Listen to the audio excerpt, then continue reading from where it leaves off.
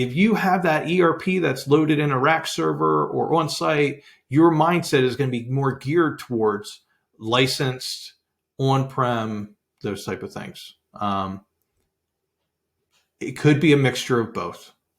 I'm not telling you which way you have to go. What I'm saying is you sit down and you go through those with your organization, whether it's going through with your IT director, going through with your CFO, going through with your business ops person, customer service, all of those things to figure out what solution fits the mold for everybody. How do you go about selecting what EDI solution is appropriate for your organization?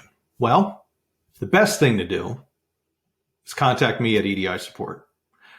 With our years of knowledge and the years of seeing the various solutions that are out there, if you give us a call, we can help take you through the process and narrowing down which one makes sense.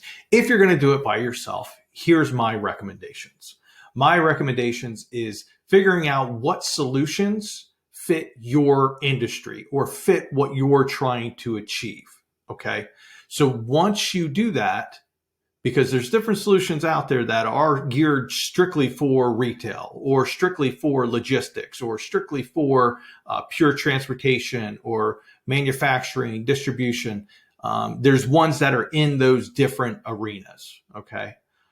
There's also ones that are more generic that allow you to do more robust features, more things that maybe there's pieces of it that you'll never touch, you'll never utilize, but hey, it's nice to know that those features are there should you ever need them. So then what you do is, are you trying to get into EDI and doing processing like you needed to do it yesterday, or do you have a little bit of time?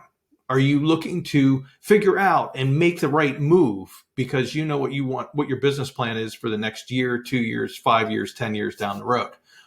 That's going to come into play. Also, how do you want to pay for it? Do you want something that's going to be licensed, that you have to take it and actually install it on your server or put it in AWS or Azure or some other cloud organization? Or do you want it maintained by somebody else? Do you want that outside organization to maintain it, to do the upgrades, to do all those different things? So that's another piece to the whole figuring out which solution makes sense for you and your organization. Throughout these different pieces and looking at it from 10,000 feet up and saying, hey, here's what I would love.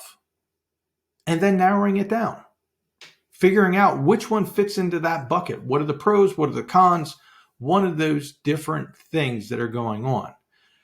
I typically don't like having multiple pieces of software and multiple companies that I'm interacting with to get a solution taken care of. I like to limit that so that it's one focus point, one organization, if I can keep it that way, and getting the solution in place that'll handle all of that. Because the more companies and the more people that have their hands in on your EDI solution, the crazier and the harder it is to support it, to project manage it, to bring trading partners on board, to do all of those things. And eventually it actually becomes more costly.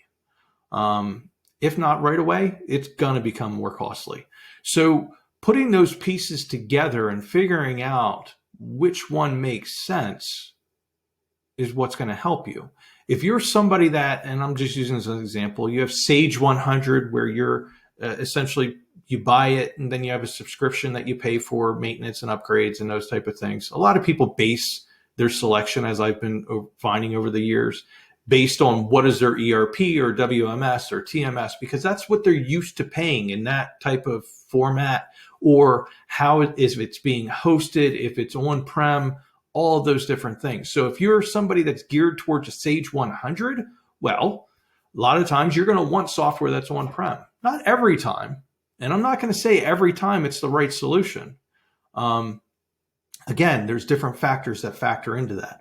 There's also people that have the NetSuite, Acumatica, SAP Business One, all of those other solutions that are hosted.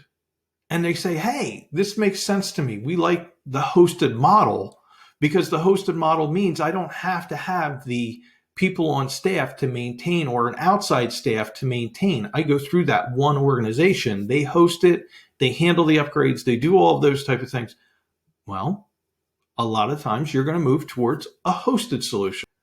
And then again, look at your growth potential. What are you able to do? Does it allow you to do EDI and API? Because API is becoming, a lot more involved in the flow of transactions throughout the EDI world.